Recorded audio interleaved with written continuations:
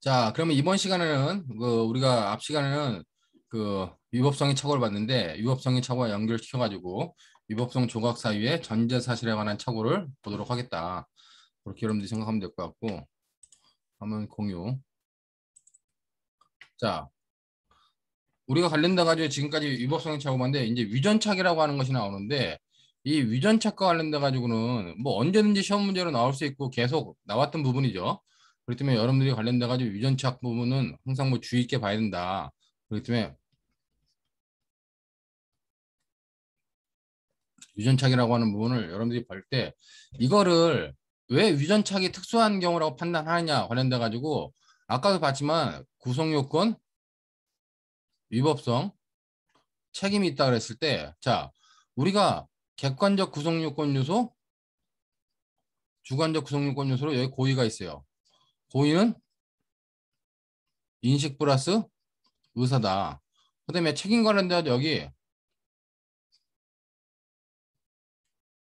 위법성의 인식이라는 것이 여기 있습니다. 근데 이 고의의 이명관계, 인식이 없었던 경우 이걸 우리가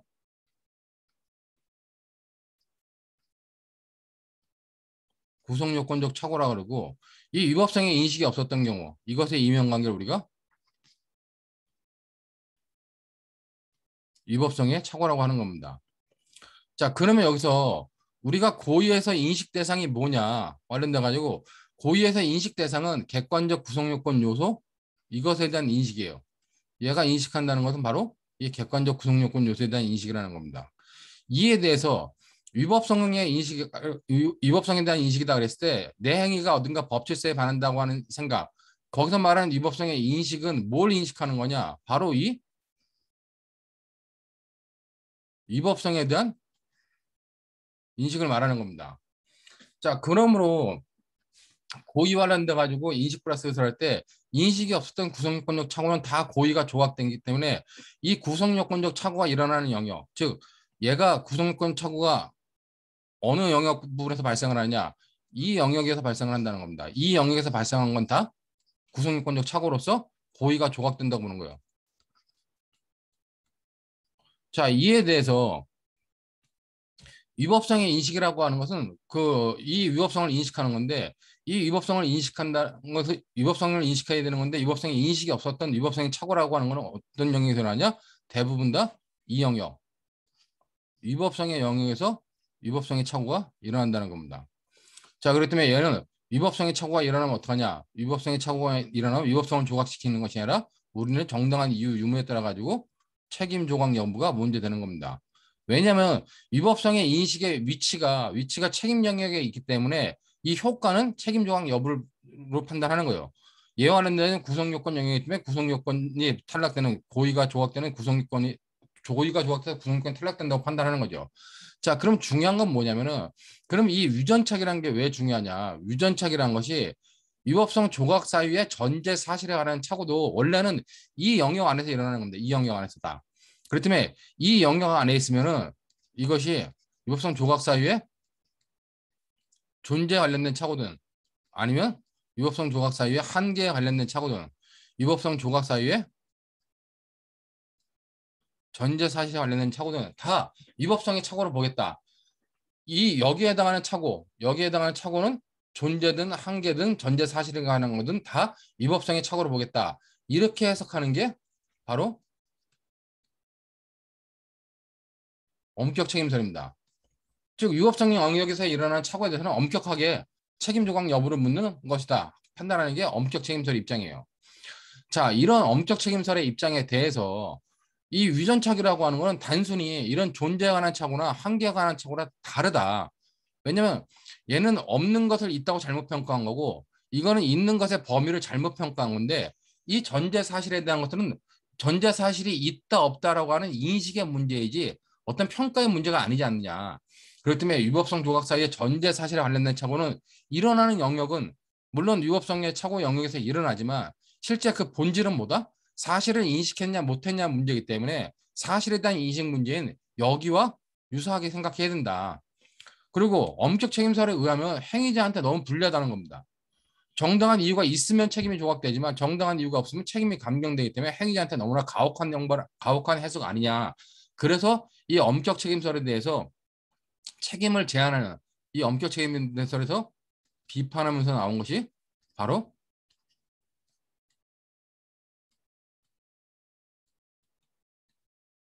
제한 책임설이라는 겁니다. 그렇기 때문에 제한 책임설 내에는 유추적용설, 그다음에 법효과 제한 책임설,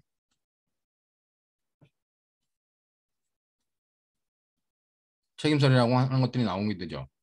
자, 그렇기 때문에 각각의 학설을 하려면 여러분이 엄격 책임설에 의할 원래 엄격 책임설에 의하는 건 맞는데 이렇게 엄격 책임설에 의하면 유법성 조각 사유의 전제 사실이라는 처의 특성, 즉 영역은 여기서 일어나지만 사실이라고 하는 것에 대한 인식 여부는 구성요건적 착오와 동일하기 때문에 어느 영역에서 판단할지를 꼭 이 영역 위법성 착오로만 한정돼서 생각할 건 아니다라고 하는 제한 책임설의 입장이 나오게 된 것이다. 그런 의미로 여러분들이 유전착의 특수성을 좀 이해해 주면 될 것 같습니다. 자, 그러면 이제 이 여기에 있었지만은 영역은 여기서 나왔지만 사실에 대한 인식에 대한 착오였던 유전착에 대해서 어떻게 해석할 것이냐 관련돼 가지고 제가 이제 오늘은 원래 우리 교재 관련돼 가지고 제가 시험에 쓰라는 거는 변시에 유전착 문제가 나오면 써야 될 학설은 엄격 책임설, 제한 책임설, 유추적 용설, 법효과 제한 책임설, 여유 있으면 소극적 구성요건 표지 이론 정도만 써주고 판례 입장 언급해주면 된다 그랬어요. 근데 이제 제가 하나 더 언급할 것 중에 하나는 이 위법성의 인식이라고 하는 위법성의 인식의 체계적 지위와 관련돼 가지고 고의설과 책임설을 대립이 있었는데 우리가 고의설 안에는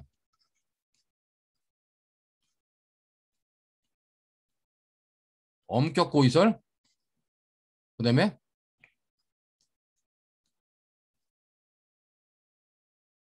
제한 고의설이 있어요. 근데 이 고의설에 대한 비판은 뭐냐? 고의설에 대한 비판은 여러분들 강의 교환에 111페이지에 나오듯이 이 고의설은 위법성의 인식이 책임 영역이 있지만 고의를 이루고 있는 한 요소라고 판단하는 게 이 고의설의 입장입니다. 그렇기 때문에 고의설은 고의를 어떻게 보냐? 고의를 책임 요소로 보면서 고의 안에는 어떤 사실에 대한 인식과 의사, 그다음에 여기에 위법성의 인식이라고 하는 것이 있다라고 판단하는 게 고의설의 입장이에요. 그리고 이 고의는 뭐다? 이 고의는 책임 요소다. 이렇게 보는 게 고의설이죠. 그렇기 때문에 지금처럼 고의를 책임 요소로 보지 않는 지금의 입장에서는 고의설은 아무 의미가 없다는 겁니다. 근데 이제 고의설에 의하더라도 엄격 고의설은 뭐냐? 자, 고의가 인정되기 위해서는 인식과 의사 이외에 행위자가 자기 행위가 위법하다고 하는 위법성의 인식이 현실적으로 있어야 된다는 겁니다. 그러니까 엄격 고의설은 현실적 위법성의 인식을 요구해요. 자, 그렇기 때문에 현실적으로 위법성에 대한 인식이 없었다면 어떻게 해요? 현실적 위법성의 인식이 없었다면 그때는 고의가 조각된다고 보는 겁니다. 그렇기 때문에 엄격 고의설에 의하면은 이 유전척이라고 하는 것은 자, 자기 행위에 대한 위법성의 인식이 없었기 때문에 위법성의 인식이 없었기 때문에 고의가 조각된다고 보고 엄격 고의설에 따르면은 결론은 고의가 조각된다고 보는 겁니다.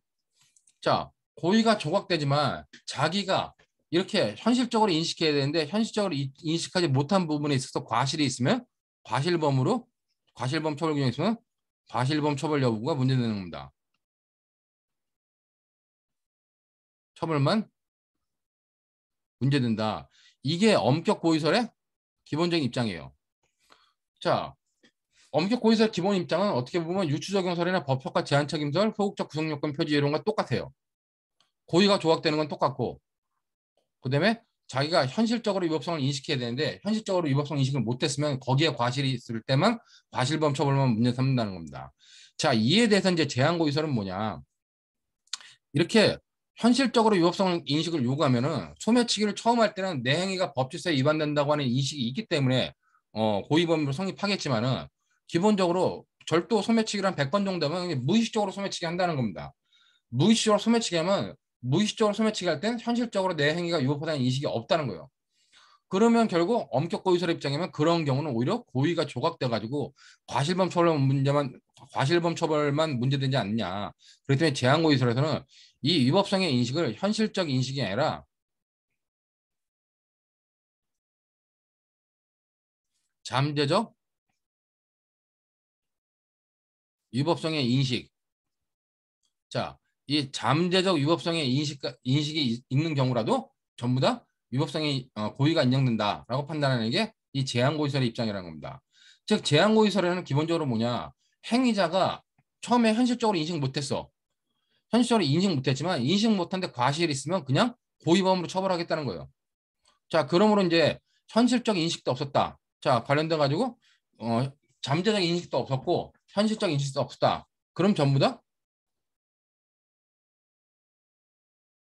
고의가 조각된다고 보는 겁니다. 자, 잠재적 위법성의 인식이라는 게 있어야 되는데 그것이 없었으면 어떻게 해요? 잠재적 위법성의 인식도 없었다면 그때는 다 고의가 조각된다고 보는 겁니다. 자, 문제는 고의가 조각된다고 보고 문제는 여기서 관련돼 가지고 그러면 과실범 처벌 여부가 문제되냐? 가만 있어보자. 이게 뭐야? 고의가 현실적 위법성의 인식이 있으면 고의가 조각된다. 음. 그리고 과실범 처벌 문제입니다. 잠재적 위법성의 인식은 과실했더라도 제가 설명을 조금 요걸 갖다가 다른 방식으로 했는데 자, 이 잠재적 위법성의 인식은 내가 인식은 못했지만은 현재적으로 인식은 못했지만 잠재적으로 인식했어야 돼요. 근데 그 인식을 못한 부분에서 과실이 있으면 그냥 고의범이 인정된다고 보는 겁니다. 자, 그렇기 때문에 잠재적 위법성의 인식 관련돼 가지고는 고의가 조각되고 고의범이 성립하거나 고의가 조각되는 경우 이외에 즉 고의가 인정되거나 아니면 고의가 조각되는 경우 이외에 과실범 처벌 규정은 문제되지 않는다라고 판단할 수도 있다는 겁니다. 그게 무슨 말이냐면은 잠재적 위법성의 인식이 있어 잠재적으로 위법성을 인식했어야 되는데 내가 과실이 있어서 인식 못했어요. 과실이 있어도 인식 못한 경우는 그냥 고의가 있다고 인정하기 때문에 그 과실 요소들은 다 어디로 들어가 버려요? 고의가 인정된다고 하는 부분으로 들어가 버린다는 겁니다. 자, 그러면 고의가 조각되는 부분은 없지 않냐 관련돼 가지고 고의가 조각되는 부분이 있다는 게 고의가 조각되고 그 나머지 부분에서 과실범 처벌 문제만 문제 삼는다라고 하는 부분으로 이제 나올 수 있는 게 뭐냐면은 자, 행위자가 행위자가 법에 대해서 아주 적대적 감정을 가졌어요. 그러니까 관련돼 가지고 행위자의 과실을 여기서 말하는 행위자의 과실은 자기 행위가 위법하다는 것을 인식하지 못한 데에 대한 과실입니다. 행위자의 과실이란 건 내 행위가 어딘가 법세에 반한다는 것을 인식하지 못한 과실인데 이 과실을 갖다가 나눠봐요. 이렇게 나눠가지고 자, 법에 대해서 아주 적대적 태도를 가졌거나 완전히 생무시했거나 그렇기 때문에 적대적 태도를 가졌다. 완전히 적대적 태도를 가져가지고 인식하지 못한 과실이 있을 수 있고 그렇지 않고 단순히 인식 못한 경우가 있다. 단순히 인식 못한 경우가 있다고 나눠가지고 법 적대적 태도를 가져가지고 인식을 못하는 과실은 뭐요? 이 부분은 고의범으로 처벌하겠다는 겁니다. 근데 단순히 인식하지 못한 부분은 뭐다? 이 부분은 단순히 인식하지 못한 부분은 고의가 조각된다는 거예요. 여기는 고의가 조각되기 때문에 어떻게 하느냐? 나머지 과실범 부분만 문제 삼는다라고 하는 부분으로 나올 수 있다는 겁니다. 제가 이걸 왜 갑자기 작년까지 설명 안 하던 부분을 이걸 설명하냐면은 이번에 이제 출제를 했는데 이거 녹화되는데 하여튼 출장 가서 뭐 일을 하는데 보니까 이 부분에 대한 시험 문제를 내보니까 이 부분에 대한 시험 문제를 냈을 때 교수들도 이걸 잘 몰라요. 이 부분에 관련된 내용을 잘 모르고 그냥 고의가 인정되기 때문에 과실범 처벌 문제는 남지 않는다. 왜? 과실범도 다 고의범으로 봐기 때문에 고의가 조각돼가지고 과실범 처벌만 문제되는 경우는 없다라고 생각하는 교수들도 있더라는 얘기예요. 그래서 그 부분을 잘못했다라고 얘기했더니만 자기는 그런 거 못 봤대요. 근데 중요한 건 뭐냐? 중요한 건 이런 부분은 옛날 교과서라든가 지금도 이문 교수님의 형법 교과서에는 나와요. 그렇기 때문에 엄격 고의설이든 제한 고의설이든 뭐다? 현실적 위법성의 인식이 필요하든 잠재적 위법성의 인식이 필요하든 결론에서는 뭐다? 결론에서는 고의가 조각되지만 현실적 위법성의 인식이 없었던 경우 고의가 조각되고 과실범 처벌 문제가 남는다. 잠재적 위법성의 인식에서 잠재적 위법성의 인식이 없었다? 그럼 고의가 조각되고 과실범 처벌 문제만 남는다는 부분에 있어서는 또 동일하다는 겁니다. 그렇기 때문에 이것이 뭐 주관식용으로 우리가 사례 시험 문제 쓸 건 아니지만은 객관식용으로 그 지문이 나온다면은 엄격 고의설과 제한 고의설의 입장에 따라 가지고 특히 제한 고의설의 입장에 의해서도 이렇게 고의 조각되고 과실범 처벌만이 문제 남는다. 이런 지문이 충분히 나올 수 있고 이건 맞는 지문이라고 봐야 된다는 겁니다. 근데 이번에 같이 이제 작업했던 교수님이 물어보니까 뭐 자기는 이런 부분은 객관 시험으로 이미 여러 문제 입고했다는 거예요. 출제를. 그렇기 때문에 이런 부분에 있어서 혹시 나오면 여러분들이 변시 객관식에도 이런 지문이 나오면은 이런 지문에 대해서는 여러분들이 맞는 것으로 평가를 해줘야 된다는 겁니다. 이거는 순수하게 뭐 주관식용이 아니라 객관식용으로 고의설에 관련된 내용까지도 판단해줘야 된다라고 생각을 해요. 그렇기 때문에 고의설에 관련된 얘기를 열심히 했고, 자 그러면 이제 관련돼 가지고 각 중요한 학설 중에서 그럼 엄격 책임설 아까 봤지만은 엄격 책임설의 입장은 뭐냐? 엄격 책임설의 입장은 위법성 조각사의 존재에 관한 착오든 한계에 관한 착오든 전제 사실에 관한 착오는 다 뭘로 봐요? 다 그냥 위법성의 착오로 봅니다. 위법성의 착오로 보기 때문에 얘네들은 정당한 이유가 있는 경우와 정당한 이유가 없는 경우로 나눠서 정당한 이유가 있으면 구성요건에 해당하고 위법하지만 책임이 조각되는 거고 정당한 이유가 없다. 구성요건에 해당하고 위법하고 유책하지만 양형에서 감경을 주면 된다. 이게 엄격 책임설의 기본 내용입니다. 그럼 이 엄격 책임설에 대한 비판은 뭐냐? 이 비판은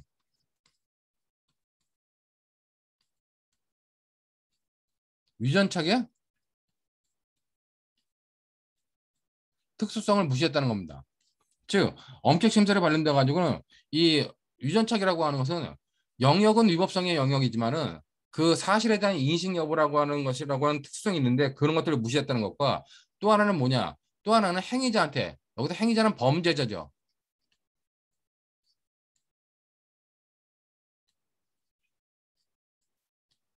너무 엄격하다라고 하는 비판이 있다는 겁니다. 자, 이에 대해서 이런 엄격 책임설을 이제 비판하면서 나온 것 중에 하나가 바로 제한 책임설 중에 유추적용설입니다.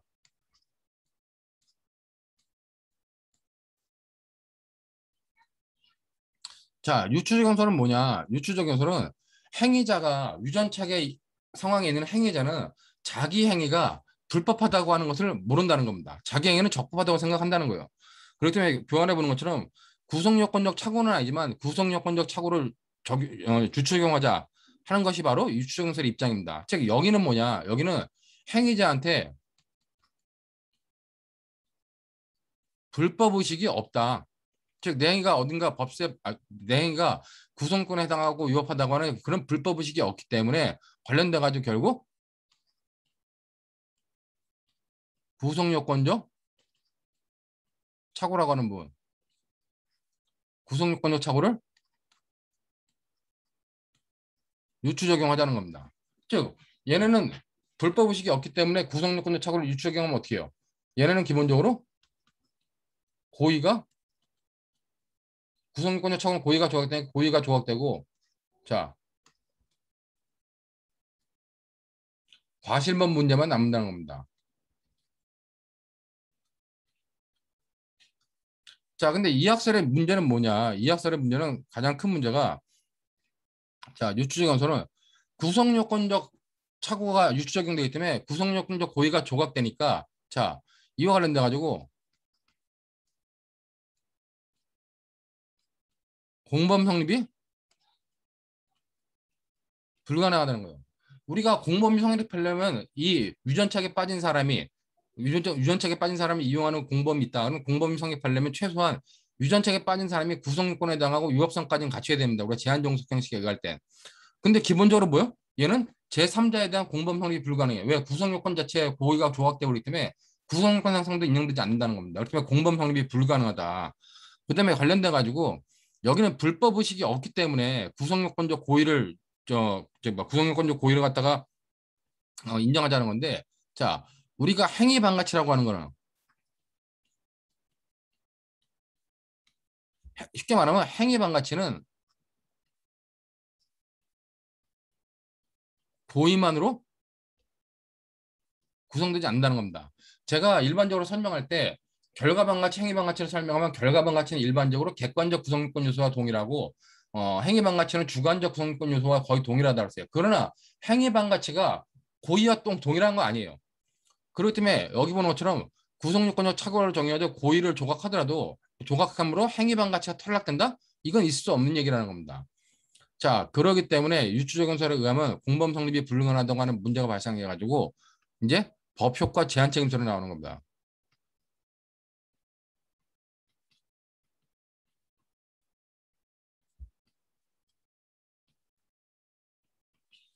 자, 법효과 제한 책임설은 뭐냐? 이거 뭐래? 법효과 제한 책임설은 유추적용설의 문제점을 가지니까 그거를 해결하려고 법효과 제한 책임설은 자, 여기 보면 구성요건, 위법성, 책임이라 해놓고 여기에 객관적 구성요건 요소, 그다음에 주관적 구성요건 요소로서 여기 고의가 있는데 이 고의를 구성요건적 고의다. 즉 고의라는 게 여기에 구성요건적 고의가 있고 여기에 책임 고의가 있다고 얘기를 하는 겁니다. 그리고 이 구성요건적 고의는 일반적으로 이 엄격 책임서를 말하는 인식 플러스 의사와 동일하다 이렇게 판단하는 게 법효과 제한 책임서를 말하는 고의의 이중적 지위예요. 그렇다면 형법상 고의는 어딨냐? 어딘가 고의가 있을 거다. 어딘가 고의가 있었는데 이것이 인정되려면 구성요건적 고의가 인정돼야 되고 책임 고의가 인정돼야 된다.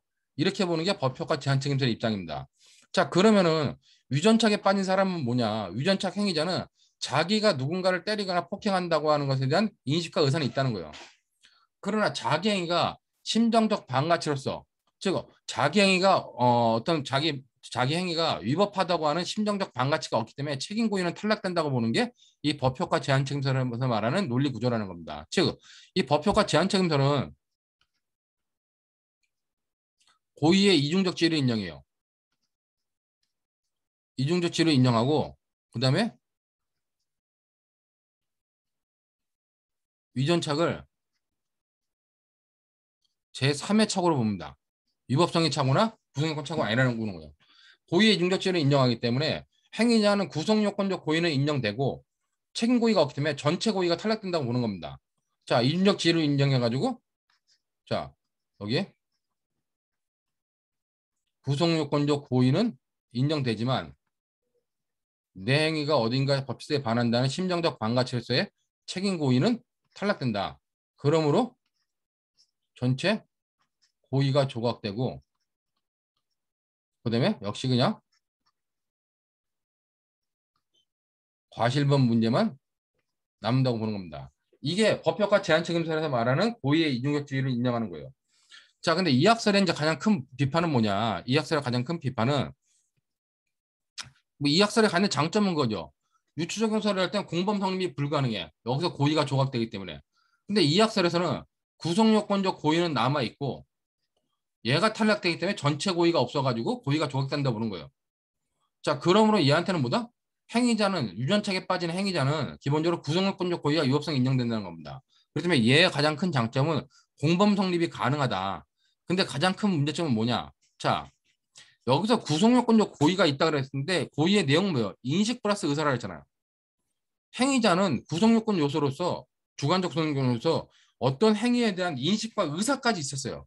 즉 의사가 있음에도 불구하고 어떻게 과실범 처벌 문제를 삼을 수 있다는 겁니다. 즉, 이 법효과 제한 책임설의 가장 큰 문제점은 뭐냐? 이건 관련돼 가지고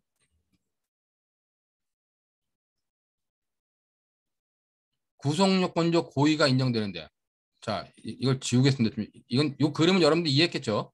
이 그림은 ES를 판단하고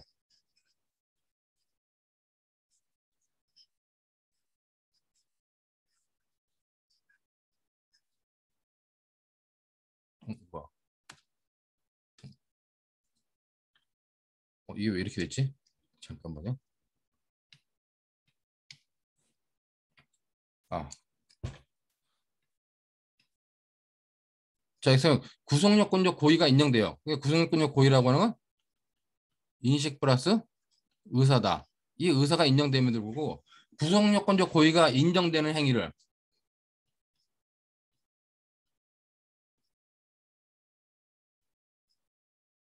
그래도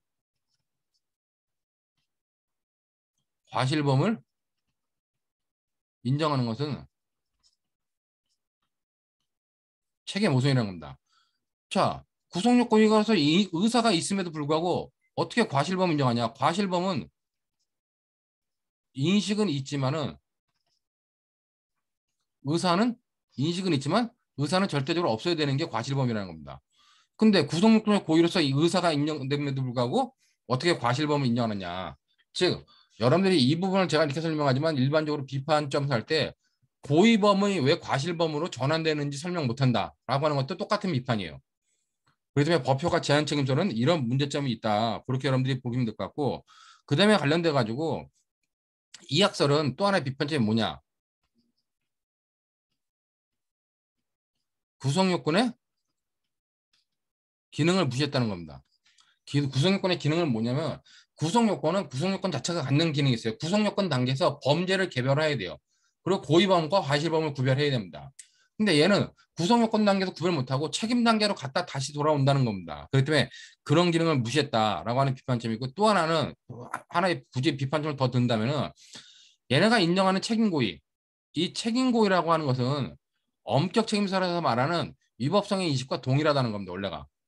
책임고의의 내용을 보면 심정적 반가치로서의 책임고의라고 그래요. 내 행위가 어딘가 법세에 반한다고 하는 그런 생각을 갖다가 책임고의라고 하는 겁니다. 자, 근데 엄격 책임서라는 비판은 니네가 말하는 책임고의는 위법성 인식과 동일한 거 아니냐. 그럼 다르다면 니네가 다른 걸 증명해봐라 했을 때 증명하지 못한다는 겁니다. 그렇기 때문에 법효과 제한 책임설에 관련된 내용 중에서는 바로 이 학설이 법효과 제한 책임설이 국내 다수설인 것 같지만 실제로 굉장히 많은 문제점을 안고 있다.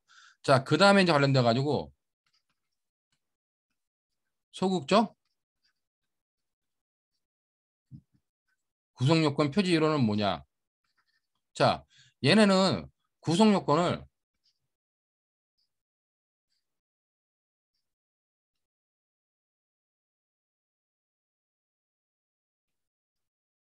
적극적 구성요건과 소극적 구성요건을 나눠요. 자, 그러고 나서 여기에 책임이 있다고 하는 범죄 2단계 성립식을 취합니다. 그 다음에 관련돼서 여기 뭐가 있다? 여기에? 그러니까 이게 객관적 구성요건 요소고, 객관적 구성요건 요소고, 주관적 구성요건 요소로서 고의는 인식 플러스 의사다 여기 있다는 거예요. 자, 그럼 얘네가 말하는 이 소극적 구성요건 표지론에서 말하는 소극적 구성요건은 뭐냐? 자, 이거는 우리가 3단계 범죄책에서 말했던 바로 위법성 조각사유라는 겁니다.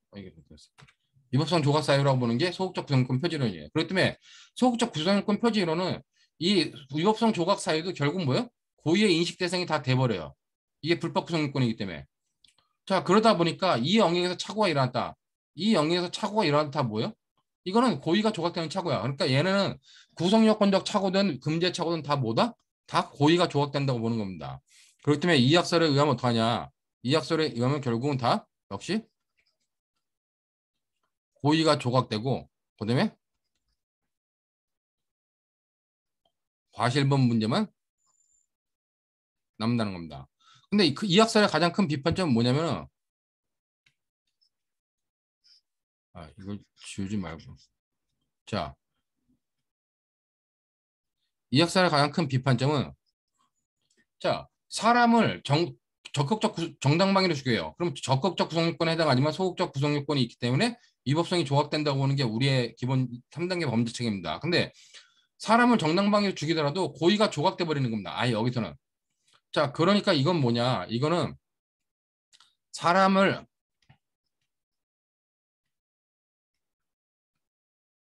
정당방위로 살해한 것과 그냥 모기를 죽인 것을 똑같이 평가하는 문제점이 있다는 겁니다. 자, 그 다음에 관련돼 가지고 얘는 또 하나 문제점이 뭐냐?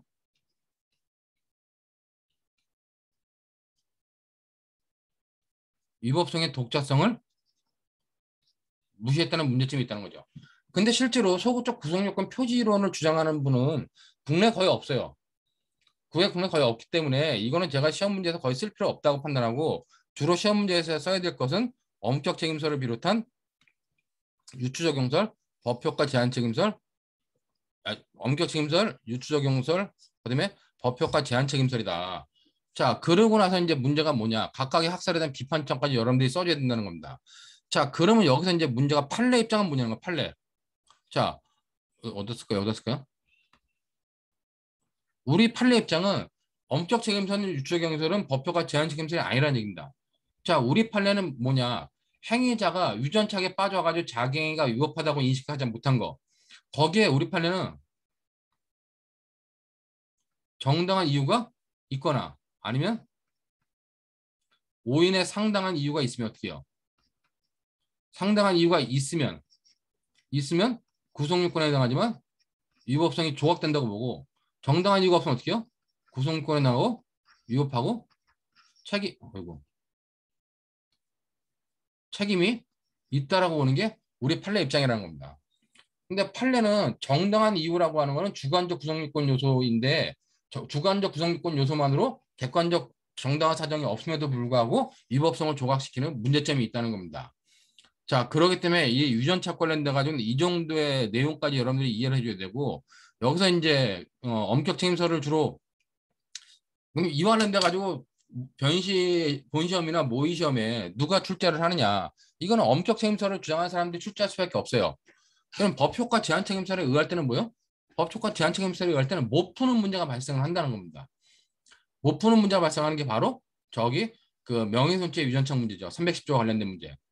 그렇기 때문에 주로 여태까지 본시험에 나왔던 거는 다 이 엄격 책임서를 주장하는 사람이 시험을 출제했다는 겁니다. 자, 그러면 작년 모의시험에 유전착 관련돼 가지고 명예훼손죄 유전착 관련돼 가지고 판례 입장에 따라 결론을 맺어라. 그래가지고 요 입장을 한번 모의시험에 낸 사람이 있었어요. 근데 대부분 다 엄격 책임설에 의해서 결론을 내는 게 더 명확하게 여러분들이 쉽게 판단할 수 있다는 겁니다. 자, 그리고 여기서 이제 엄격 책임설을 주장하는 사람들이 꼭 시험 문제 관련돼 가지고 법효과 제한 책임설도 주장하지만은 중요하게 내는 것 중에 하나가 뭐냐? 기본적으로 엄격 책임설에 의하면 어떻게 해요? 엄격 책임설에 의하면은 정당한 이유가 있든 없든 어떻게 해요? 최소한 유전책에 빠진 사람은 구성요건에 해당하고 위법성이 인정되는 겁니다. 자, 근데 여기는 어떻게 돼요? 유추경솔은 이 고의가 조각된다는 거는 아예 구성요건이 탈락된다는 겁니다. 근데 법효과 제한 책임서 고의가 조각된다는 건 뭐예요? 이 고의가 조각된다는 건 구성요건에 해당하고 위법하지만 책임이 조각돼가지고 전체 고의가 인정되지 않는다 그렇기 때문에 여기서는 최소한 이런 여부가 남는다는 겁니다. 자, 그러면 엄격 책임서라든 유추정서라든 법효과 제한 책임서라든 구성요건 소극적 구성요건 표지 이론이든 자, 악의의 제3자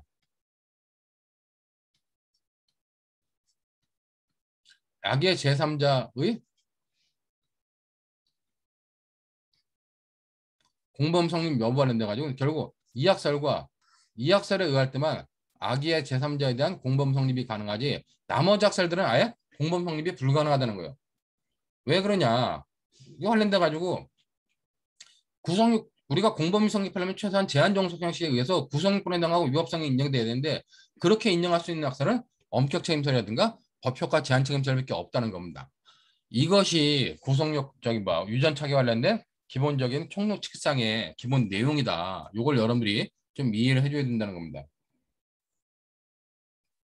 자, 여기까지 이해됐나요? 자, 이건 뭐 저기 뭐야 몇 번 들었어가지고 여러분들 이 정도는 다 이해할 수 있으려 봅니다. 근데 유전착 문제는 이렇게 보는 것이 타당한데 자, 그렇기 때문에 제가 웬만하면은 유전착 문제 나온다. 그럼 엄격 책임설의 입장에 따라가지고 판단하라는 거예요. 그게 오히려 수험 생활에 대해서 편하다는 겁니다. 자, 근데 이제 가뜩이나 이것 관련돼 가지고 더 문제되는 게 뭐냐? 더 문제되는 게 바로 뒤에 나오는 강론에 나오는 310조의 유전책이라는 겁니다. 자, 여러분들이 310조 우리가 310조의 구조를 보면은 자, 307조 1항, 2항이 있고 그다음에 308조 4자명예훼손죄고 309조가 있어요. 309조도 1항, 2항이 있습니다. 자, 그 다음에 310조가 뭐냐? 310조는 307조 1항에 해당하는 행위가, 즉 307조 1항에 해당하는 행위가 진실성과 공익성을 갖추면 구성요건에 해당하지만 위법성을 조각시키겠다. 이게 명예훼손죄 310조의 기본적인 구조예요. 자, 근데 중요한 건 뭐냐? 310조의 유연착 문제라는 건 행위자가, 즉 허위의 사실임에도 불구하고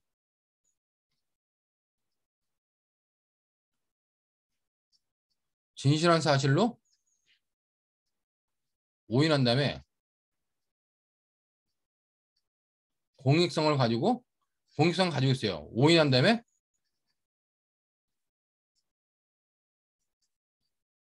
명예훼손한 경우, 이걸 어떻게 해결하게 하는 겁니다. 자, 객관적으로는 허위의 사실이었어.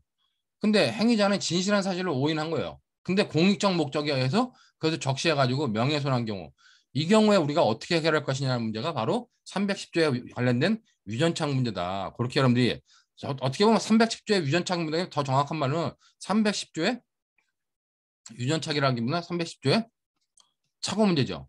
310조와 관련된 착오 문제. 이걸 어떻게 해결할 것이냐가 문제된다는 겁니다. 자, 여기서 이제 문제되는 것 중에 하나는 일반적으로 여러분들이 생각할 때 310조에 의해서 위법성이 조각되려면 어떻게 돼요? 310조에서 위법성이 조각되려면, 즉 307조 1항에 해당하는 행위가 진실해야 돼요. 허위면 안 돼. 그렇기 때문에 이 허위 사실을 진실한 사실로 오인한 건 진실성이 인정되지 않기 때문에 위법성이 조각되지 않는다는 겁니다. 그다음에 공익성도 갖춰야 돼. 이렇게 두 가지를 갖췄을 때만 구성요건에 해당하지만 위법성이 조각된다고 보는 겁니다. 자, 그러면 이렇게 허위의 사실을 진실한 사실로 오인한 명예훼손죄는 어떡하냐? 이거는 우리가 기본적으로 여러분들이 잘 알아야 되는 것 중에 하나가 310조에 의하여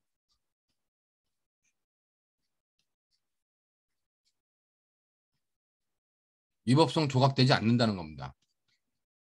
310조에 의해서 위법성이 조각되지 않는다는 이유는 뭐냐? 자, 310조 요건은 진실성과 공익성이 있어야 되는데 얘는 진실성을 갖추지 못했어. 그렇기 때문에 위법성 조각 절대 안 된다는 거예요. 그러면 이렇게 허위의 사실을 진실한 사실로 오인한 것 관련돼 가지고 명예훼손했다. 그러면 이러한 착오를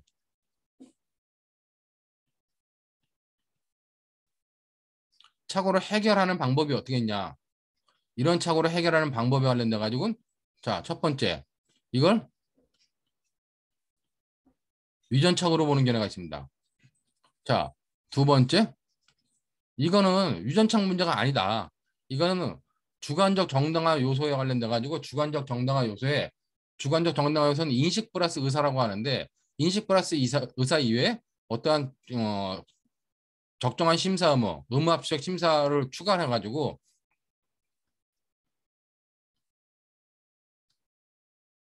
의무 합치적 심사를 했냐라고는 의무 합치적 심사를 보는 견해가 있고, 그다음에 세 번째 견해는 이거는 310조의 문제가 아니다.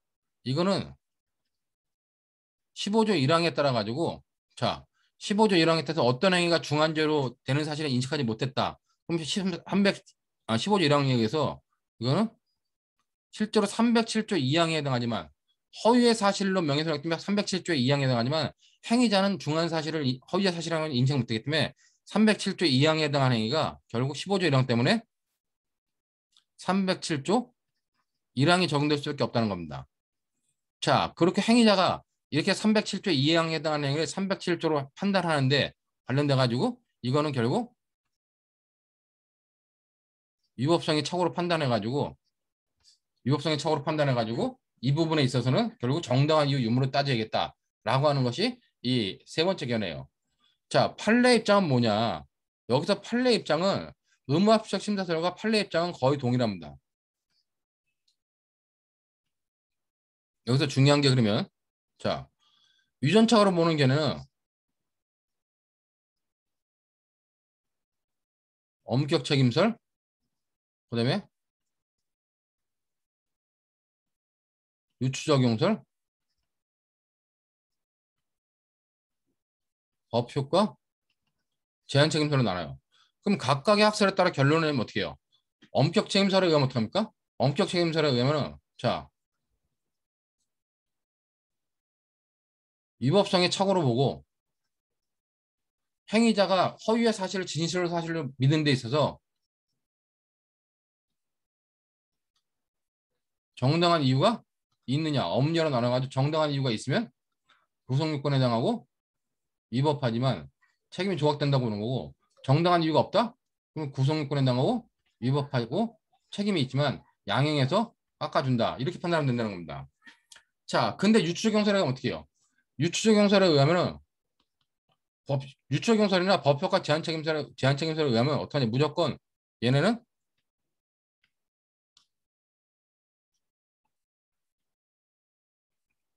이 두 가지 어딨어 색깔이 이 두 가지 학설에 의하면 무조건 둘 다 고의는 조각됩니다. 그다음에 과실범 여부만 문제 삼아요. 자, 근데 과실범 여부만 문제인데 명예훼손죄는 과실범 처벌 규정이 있어요 없어요? 결국 이견에 의할 때는 어떻게 해요? 이견을 땐 명예훼손죄는 과실범 처벌하지 않기 때문에 이견에 의할 때는 결론적으로 무죄라는 겁니다.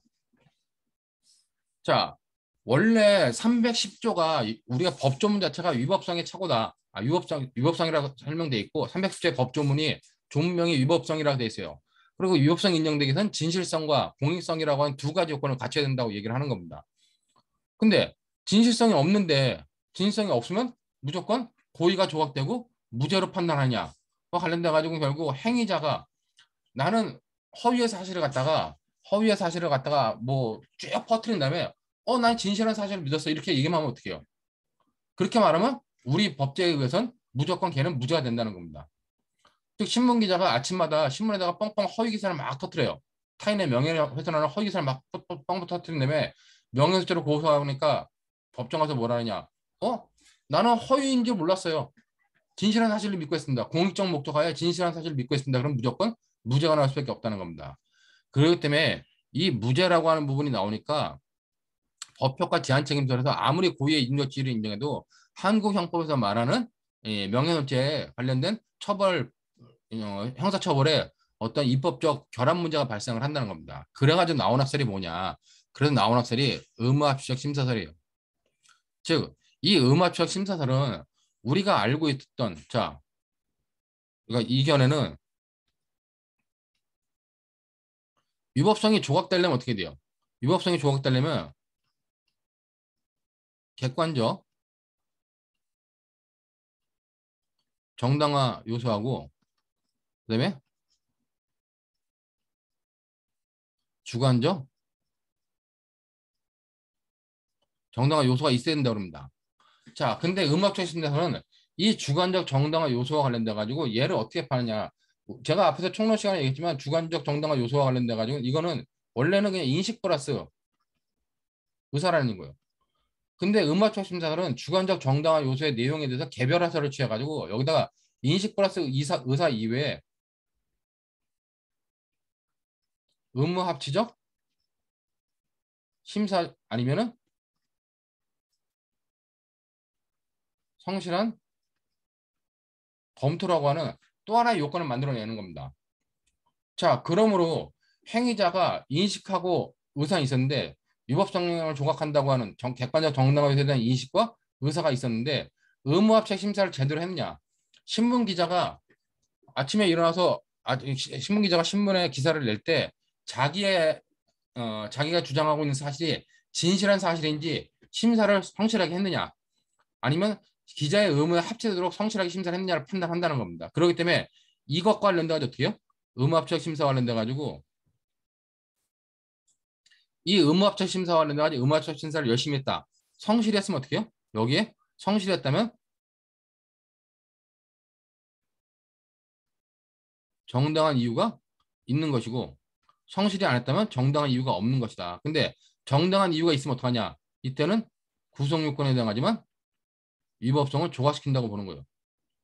정당한 이유가 없으면 어떻게 해요? 이때는 구속요건에 해당하고 위법하고 유착하다고 보는 겁니다. 즉 여기서 음압적 심사설의 핵심은 뭐냐? 핵심은 이 주관적 정당화 요소 중에서 얘에 대해서 음압적 심사를 성실하게 했느냐? 거기에 음압적 심사에 정당한 이유가 있으면 위법성이 조각되는 거고 정당한 이유가 없으면 위법성이 인정되는 거 판단하는 겁니다. 자, 근데 이 학설의 가장 큰 문제는 뭐냐? 분명히 얘기하지만 위법성이 조각되려면 뭐가 있어야 된다 그랬어요. 얘도 있어야 되지만 얘도 있어야 된다는 겁니다. 즉 얘가 현재 인정되지만 인정된 것뿐만 아니라 객관적 정당한 요소도 있어야 된다는 거예요. 근데 이 허위 사실을 진실한 사실을 오인해 가지고 공익성을 가지고 오인한 행위는 기본적으로 뭐예요? 객관적 정당한 요소가 없다는 겁니다. 자, 이거는 없어. 이거는요. 이건 없고 이것만 있는 거야 지금. 자, 그럼에도 여기에 정당한 이유에 따라 가지고 위법성을 조각시키는 것은 이음합체 심사를 갖는 생태적 체계적 모순이라는 겁니다. 왜? 위법성이 조각되려면 객관적 정당한 요소도 있을 때, 주관적 정당한 요소도 있을 때, 이때만 구속요건에 해당하고 위법성이 조각되는 것이지 이와 같이 여기서 정당한 이유가 있다는 건 뭐예요? 결국 이거는 그냥 기본적으로 이거는 없지만은 이것만 있어가지고 이것이 있는 것처럼 봐주겠다는 겁니다. 그다음에 이거는 그래서 체계적으로 모순이다 판단하고 있는 거고 이 판례 입장은 바로 음압적 심사설과 거의 동일한 견해다. 그렇게 여러분들이 보면 된다는 겁니다. 자, 그럼 이 견해는 뭐냐? 15조 1항에 판단하는 거는 이 진실성에 대한 착오, 진실성에 하는 착오는 310조에서 말하는 진실성을 여기다 얘기를 하지만은 실제로 진실성은 307조 2항이나 307조 1항을 나누는 기준만 가지고 있는 거다. 그렇기 때문에 실제로 310조에 의해서 위법성이 조각되려면 그 진실한 행위가 그 적시한 사실이 진실해야 된다는 겁니다. 그러므로 적시한 사실이 진실하지 않았을 때는 어떻게 한다? 307조를 못 가고 그거는 307조 2항에 해당한 행위지만 행위자가 307조 1항에 해당한다고 생각하기 때문에 이 307조 1항에 의해서 처벌할 수밖에 없다는 겁니다. 단지 행위자가 이와 관련돼서 이렇게 307조 2항에 해당하는 거를 307조 1항으로 잘못 생각한 거에 위법성이 그 잘못 판단한 거는 위법성이 착오에 해당해가지고 이 정당한 이유가 있느냐 없느냐에 따라 가지고 307조 1항이 적용될 수 있느냐 아니라고 판단하는 게 이 15조 1항에 따른 해석 방법이에요. 근데 이 해석 방법은 제가 이제 우리나라에서 김성동 교수님하고 손흥원 교수님 이걸 주장하는데 자 그러면은 진실성의 착오는 이렇게 해석합니다. 그러면 공익성의 착오는 그냥 이거는 역시 유전책으로 봐요. 자, 그러면 진실성의 착오와 공익성의 착오에 달라지는 점이 뭐냐? 행위자가 진실성의 착오를 일으킨 거와 공익성의 착오를 일으킨 거를 달리 취급하는 견해가 뭐냐, 달리 취급하는 이유가 뭐냐 할 때 그걸 설명 못 한다는 겁니다. 자, 그렇기 때문에 15조 1항에 따른 견해라든가 판례에 따른 음압적 심사설이라든가 유추적용설이라든가 법효과 제한 책임설은 뭐예요? 이것들은 기본적으로 다 뭐다? 기본적으로 다 문제가 있다는 거예요. 그렇기 때문에 결국 엄격 책임설에 의해서 판단을 해야지만 간단하게 해결해 버리면서 정당한 이유 유무만 따져가지고 판단할 수 있다는 겁니다. 기자가 허위의 사실을 진실한 사실을 믿었는데 거기에 보면 대부분 다 정당한 이유가 없어요. 그렇기 때문에 정당한 이유가 없기 때문에 그런 경우에는 대부분 다 명예훼손죄 위법성이 조각되지 않고 명예훼손죄가 성립된다. 이렇게 판단한다는 겁니다. 자, 이런 의미로 여러분들이 이 유전착에 관련된 문제들을 명예훼손죄로 연결시키면은 이 의무합격 심사설이라고 하는 이 부분이 하나 더 나오기 때문에 의무합격 심사설뿐만 아니라 여기와 이 15조 1항의 견해가 나오기 때문에 요 두 가지 단순히 유전착으로 볼 때를 넘어서 가지고 요 두 가지의 내용까지도 더 추가해서 여러분들이 이해를 해둬야 된다는 겁니다. 자, 근데 이 명예훼손죄 유전착이 나오면은 학생들이 굉장히 쓸 게 많다 그래가지고 고민하는데 실제로 써야 될 부분은 뭐예요? 실제로 많이 써야 될 부분은 이 부분입니다. 이 부분. 여기. 어? 여기에 집중을 해야 되는데 실제 시험 문제 내는 사람들은 어떡하냐? 자, 시험 문제 내는 사람들은 제 뒷부분에다 쓰겠습니다. 시험 문제 내는 사람들은 자, 이게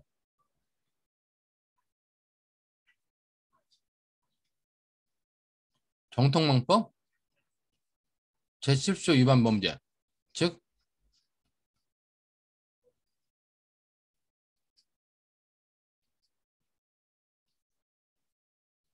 사이버 명예훼손으로 가거나 아니면은 형법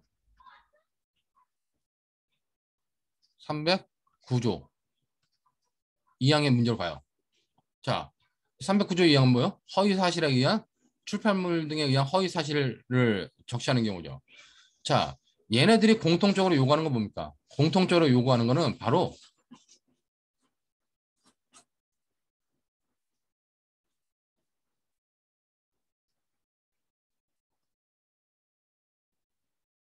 비방의 목적을 요구한다는 겁니다. 사이버 명예훼손죄도 비방의 목적이 필요하고 출판물에 의한 명예훼손도 공연성 대신 비방의 목적을 요구해요. 자, 그러다 보니까 309조 2항이야. 출판물에 의해서 명예훼손을 했는데 얘는 이 비방의 목적은 또 뭐야? 비방의 목적은 우리가 판례 판단할 때 공익성과 대척점에 있는 관계입니다. 그렇기 때문에 자기는 공익적 사유로, 이건 공공의 이익을 위한다는 사유로 허위의 사실을 출판물에다가 아니면 사이버 인터넷망에다가 허위의 사실을 진실한 사실을 믿고 공익을 위한다는 목적으로 자기가 게시했습니다. 자, 그러면 309조 2항 적용돼야 안 돼요. 여기는 309조 2항에 출판물에 의한 경우에 관련돼 가지고 비방의 목적이 없다라고 간단하게 얘기해 주면 되고 사이버 명예훼손죄도 비방의 목적이 없다. 간단하게 언급해 주면 돼요. 왜? 행위자는 공익성을 가지고 판단하기 때문에 판례 입장에 의하면 공익성이 있을 때는 비방의 목적이 인정되지 않는다는 겁니다. 자, 그러면 얘네가 결국 허위의 사실을 진실한 사실을 믿었기 때문에 사이버 명예훼손죄가 성립하지 않고 309조 2항의 명예훼손죄가 성립하지 않으면 어디로 오느냐? 허위의 사실을 진실한 사실을 믿었기 때문에 결국 얘네들은 어디로 와요? 얘네들은 307조 2항의 허위사실 적시에 의한 명예훼손죄로 온다는 겁니다. 근데 여기서는 뭐예요? 여기서는 행위자가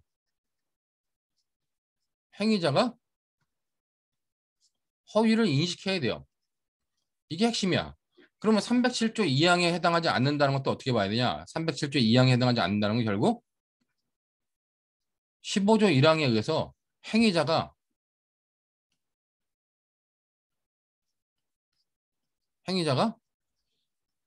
허위에 대한 인식이 없었다라고 간단하게 언급해 주면 된다는 겁니다.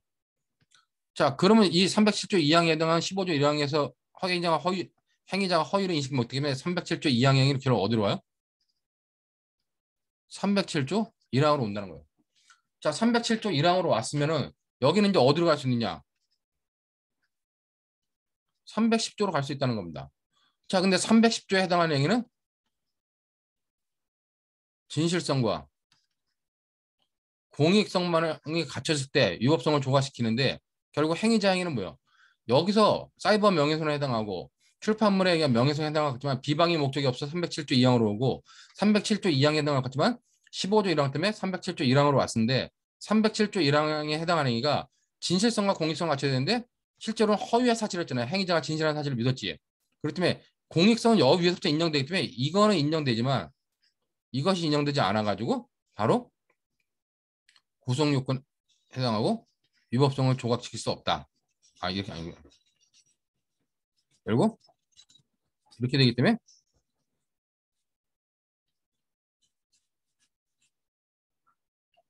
위법성 조각이 안 된다. 이게 일반적인 명예훼손죄. 이게 그림이 왜 이렇게 됐어? 자,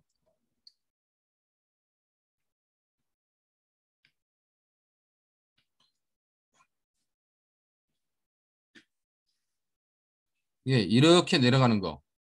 자, 이렇게 논리 구조로 내려가는 게 명예훼손죄 관련된 시험 문제 패턴이에요. 이 패턴을 여러분들이 잘 이해해 놓고 그러고 나서 어떻게 해? 그러면 여기 관련돼 가지고 위법성이 조각되지 않으니까 그다음에 어떡하냐? 그다음에 와가지고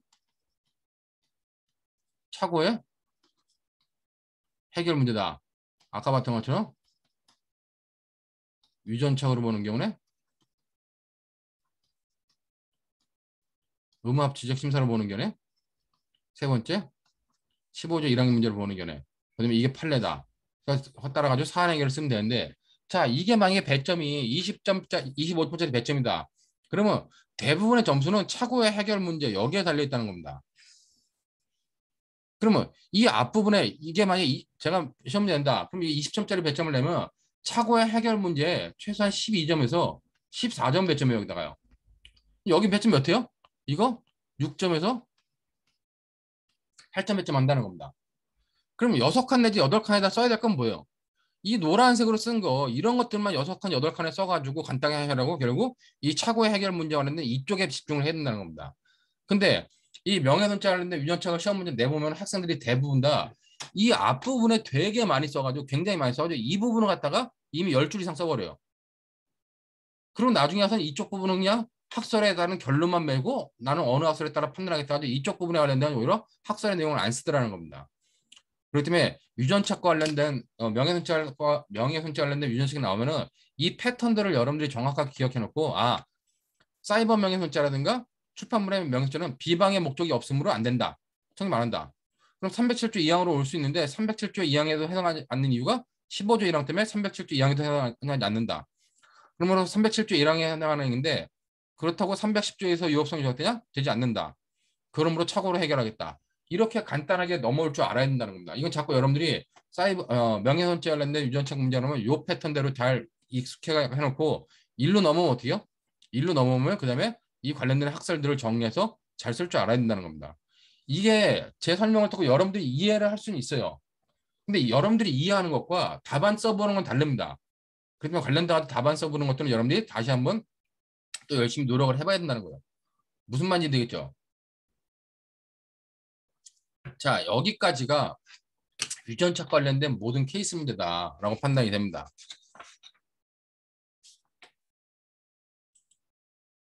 자, 여기까지 가지고 유전책 관련된 그 이론 내용들 마쳤고 한 10분만 쉬었다가 사례형 문제를 또 그냥 또 후딱 또 풀어보도록 할게요.